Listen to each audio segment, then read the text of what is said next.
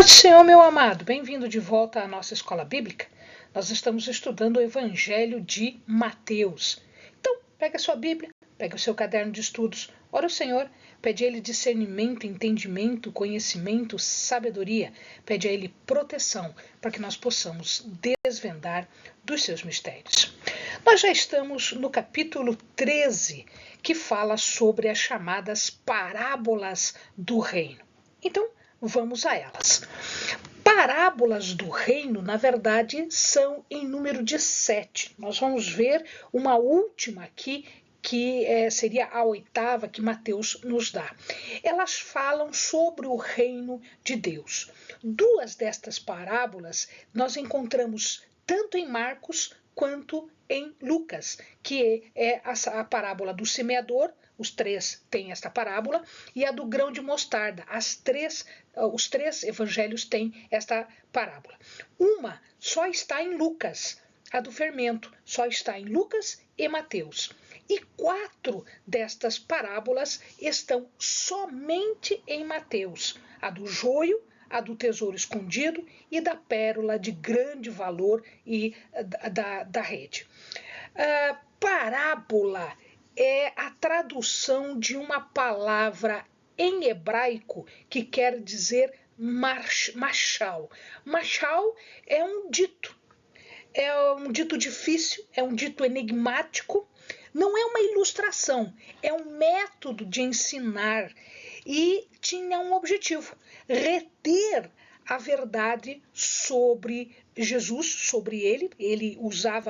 Jesus usava bastante esse método de ensinar por parábolas, e isso visava fixar os ensinamentos à verdade.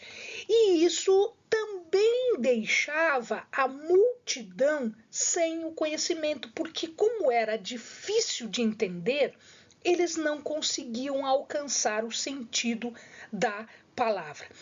E também, por que ele fazia isso?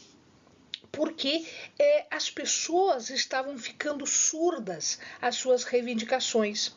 Elas não foram responsivas, elas não respondiam, elas não atendiam ao apelo de arrependimento que o Senhor estava trazendo para elas. Então, privativamente, para os seus discípulos, ele interpretava. Portanto, existiam mistérios do reino dos céus, do reino de Deus, que não podiam ser compreendidos por aqueles que Isaías já tinha dito. Ele tinha dito em Isaías 6, 9, 10, se o amado for lá e abrir a palavra, vai ver que Isaías disse o seguinte: vai e dize a este povo, diz o Senhor para Isaías, ouvis de fato e não entendeis, e vedes em verdade, mas não percebeis. Engorda o coração deste povo e faz-lhe pesados os ouvidos, e fecha-lhe os olhos, para que não veja com os seus olhos e não ouça com os seus ouvidos, nem entenda com o seu coração, nem se converta e seja sarado. Ora, por que isso? Porque eles estavam surdos. Porque eles não queriam se arrepender. É a dureza do coração que estava fazendo isso. Para os discípulos, entretanto, ele explicava direitinho, né? E à medida em que ele ia explicando as parábolas, a compreensão espiritual dos discípulos começava a se desenvolver e os mistérios do reino começavam a ficar cada vez mais claros. Os discípulos viam e ouviam, diz o Senhor, o que os profetas e os santos de Israel queriam tanto ver e ouvir, mas não conseguiram, porque eles morreram antes da chegada do cumprimento da promessa do reino de Deus. Então, as parábolas são elementos dessa revelação de Deus em Jesus. Entender a parábola depende de reconhecer Jesus como Messias, porque eu só consigo entender a parábola se eu entendo que Jesus é o Messias. Senão não vai ter sentido a parábola, né? Esses mistérios, eles surgem porque o reino de Deus, ele é presente, mas não na sua plenitude. Portanto, a gente não consegue enxergar absolutamente tudo. O rei, nesse momento que é Jesus, ele está sendo rejeitado e ele tem que passar por essa rejeição, ele tem que passar por essa humilhação para que aquela glória que ele vai ter depois da ressurreição seja manifesta. Mas como não foi manifesta ainda, né, como não está visível para todos, no momento ela está obscurecida. Portanto, o reino dos céus é a única realidade, a realidade de futuro, a realidade de eternidade, a realidade que vai durar até a eternidade. E o valor disso é precioso. Somente aquela pessoa que tem avidez, sede do Senhor, das coisas do Senhor, é que vai fazer o necessário para obter esse conhecimento. Então, meu amado, tenha sede, tenha avidez, vá atrás do conhecimento, porque à medida em que nós vamos atrás, as coisas vão sendo abertas para nós através do Espírito Santo, porque naquela época o Espírito Santo ainda não havia descido. Mas para nós, o Espírito Santo já desceu e, portanto, ele nos auxilia no entendimento destas coisas. A primeira parábola, então, é a parábola do semeador. Conta a história de um semeador que vai semeando e ele diz que as sementes caem em quatro partes, junto ao caminho, e ali ela é comida pelas aves, junto às pedras, e ali ela é queimada pelo sol, porque ela não tinha raiz, não tinha terra suficiente. Aqui cai nos espinhos e é sufocada, e na terra boa, onde produz de 1 para 100 e de 1 para 30, ou seja, de cada semente 100%, de cada semente 30%. Ora, junto ao caminho é aquela pessoa que não entende a palavra. Ele não entende a palavra. E o maligno, que são as aves, a arrebata. Aquela que cai nos pedregais é aquela que recebe com alegria, mas ela não tem raiz em si.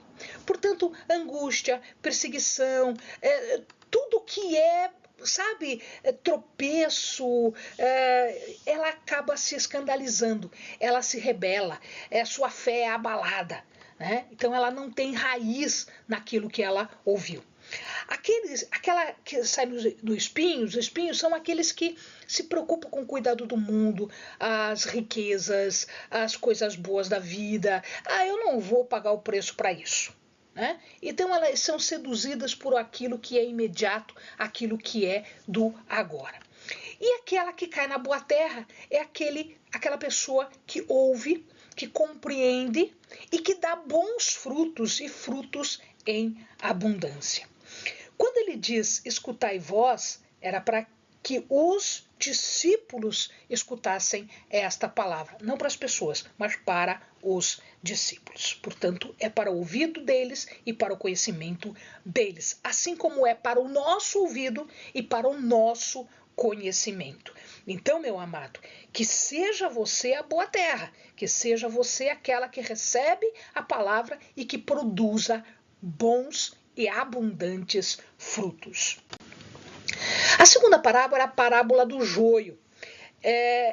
Conta que os trabalhadores de uma determinada terra, eles plantam o trigo e acontece que durante a noite o inimigo vai semear junto do trigo um outro cereal que se chama joio. O joio, ele é formado de um vegetal mais rígido, ele não se curva, ele se apega à terra, é difícil de ser colhido, ele prejudica o trigo e ele é tóxico para o consumo. O trigo é, na verdade, a base da alimentação deles, porque tudo era feito ali, pão, etc., bolos e pães eram feitos ou de trigo para os mais ricos ou de cevada para os que tinham uma condição menorzinha. E aí ele pergunta, o que a gente faz? E o dono da casa, né, o dono da lavoura diz, não, deixa que os dois cresçam e depois, quando eles estiverem maduros, vai frutificar. Ambos crescem até a ceifa e daí colhem o joio. Quando eles colhem o joio, ele manda que colha o joio, porque daí é mais fácil, não prejudica o trigo, e ponha para queimar. E o trigo colhido vai ser juntado ao celeiro. O semeador da boa semente aqui é o Filho do Homem, é Jesus. Ou aqueles que estão na obra e estão espalhando a boa semente. O campo é o mundo. A boa semente são os filhos do reino que vão receber a boa semente. O joio são os filhos do maligno que vão, então, crescer junto com o trigo. O semeador do joio é o maligno. A ceifa é o fim do mundo. É lá no final. E os ceifeiros são os anjos.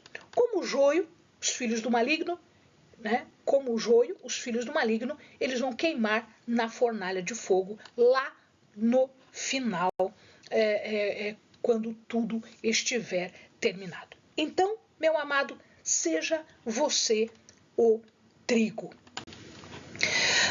A próxima parábola é a parábola do reino e relativa ao grão de mostarda. O grão de mostarda, como você está vendo na imagem ali, é uma semente muito pequena, muito pequena. Entretanto, quando ela cresce, ela dá um arbusto parecido com uma árvore, ela chega às vezes a 2, 3 metros de altura. Então, de uma pequena semente vai ter um vegetal bastante grande, né? E as aves do céu aqui são os que se abrigam, né, nesse arbusto, né, são não só os judeus, mas também os gentios. E aqui nós vamos ver uma coisa interessante, né? Compara esta passagem com um sonho que Nabucodonosor teve da época de Daniel. Lá em Daniel 4:21, nós já tivemos esta aula, os amados podem encontrar essa gravação. Lá em Daniel 4:21, ele vai também explicar o que seria esta árvore onde as aves se abrigam. As aves encontram alimento ali, as aves encontram habitação, as aves encontram abrigo. Portanto, a palavra de Deus pode ser pequenininha, mas ela vai resultar numa árvore que vai abrigar as aves do céu, tanto gentios quanto judeus. Uma outra parábola é a parábola do reino, né? É a parábola do fermento. E aqui ele fala que o fermento que é colocado em 3 medidas de farinha, ele está dizendo como era feito o pão naquela época. Eles colocavam 3 medidas de farinha e colocavam fermento. Um pouquinho de fermento, meu amado, quem já fez pão, quem já fez bolo, quem já fez qualquer alimento onde vá fermento, sabe que uma quantidade pequena de fermento é suficiente para levedar, para fermentar a massa toda. E ela multiplica, ela faz crescer a massa. Cuidado aqui que o fermento ele pode ser usado no sentido bom, no sentido de fazer crescer o alimento, mas também pode ser usado no sentido mau. Jesus fala um pouquinho mais para frente, né? Cuidado com o fermento dos fariseus e dos saduceus. Ou seja, o fermento aqui é o ensinamento. É o ensinamento. Então, nós temos um ensinamento bom e nós temos um ensinamento ruim. Tanto o ensinamento bom quanto o ensinamento ruim faz levedar toda a massa, faz crescer a massa. A próxima parábola do reino é a parábola do tesouro escondido num campo. Um agricultor, um homem, está andando no campo e ele encontra um tesouro escondido. Um tesouro escondido. O que ele faz? Ele esconde de novo esse tesouro, ele vende tudo o que ele tem e compra o campo para ter aquele tesouro para ele. Então, não interessa as riquezas do mundo, as riquezas dos céus, do reino dos céus, é muito mais preciosa, de tal maneira que aquele que tem alguma coisa e que encontra o bom tesouro, que encontra o tesouro escondido, que é a verdade do Senhor, que é a salvação, os mandamentos do Senhor, ele se despoja, ele se desfaz de tudo que ele tem para ter aquele tesouro, porque aquele tesouro é maior do que qualquer tesouro material humano. A próxima parábola é a parábola da boa pérola e ela é bem parecida com a parábola do tesouro. O negociante que está em busca de pérolas, ele acaba encontrando uma pérola de grande valor, uma pérola muito preciosa. Então o que ele faz? Ele vende tudo que ele tem para ter aquela pérola. Então, os ensinamentos do Senhor, a verdade do Senhor, o reino dos céus é uma grande pérola, é um tesouro escondido. E aí a gente pode jogar tudo fora, a gente pode se desfazer de tudo para ter o que é de maior valor, aquele tesouro escondido ou aquela pérola de grande valor. Finalmente, ele fala sobre uma parábola da rede lançada ao mar. Ele fala então, ele está falando para pescadores e para as pessoas que conhecem a pesca, e ele diz que o reino dos céus é como uma rede que é lançada ao mar. E ela apanha toda a quantidade de peixe, peixe bom, peixe ruim. Não é peixe estragado, é peixe que não presta para alimentação, é peixe que não presta para os fins a que se propõe. São peixes que não são utilizados, são peixes inúteis. Então, quando se puxa a rede, o que acontece agora? O pescador, ele separa peixe bom de peixe ruim. A mesma coisa vai acontecer no final dos tempos.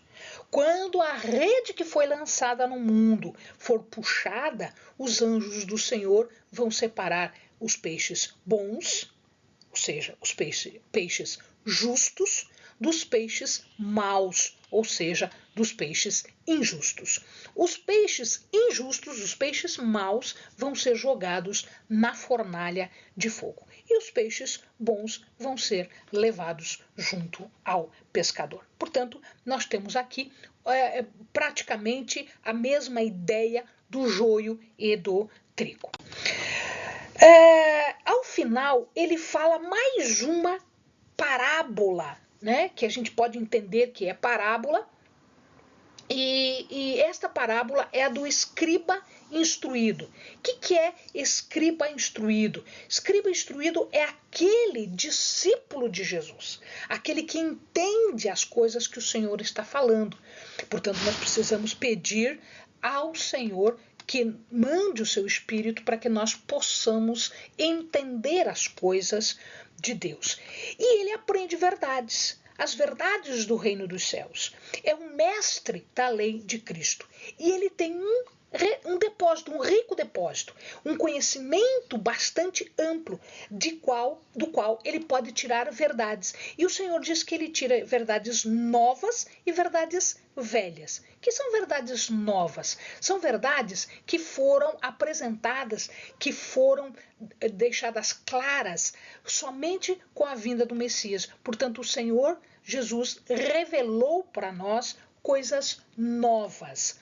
E as verdades velhas? Aquelas que estavam já em mistério desde o início na mente de Deus, mas que estavam ocultos desde o começo e que teriam um tempo específico para serem reveladas. Amados, que você seja um escriba instruído e que do seu rico tesouro você possa tirar verdades novas, ditas pelo Senhor, ensinadas pelo Senhor, pelo Espírito Santo, e as verdades antigas que são aclaradas, que são reveladas pelo Espírito de Deus. Amém, amados? Bons estudos.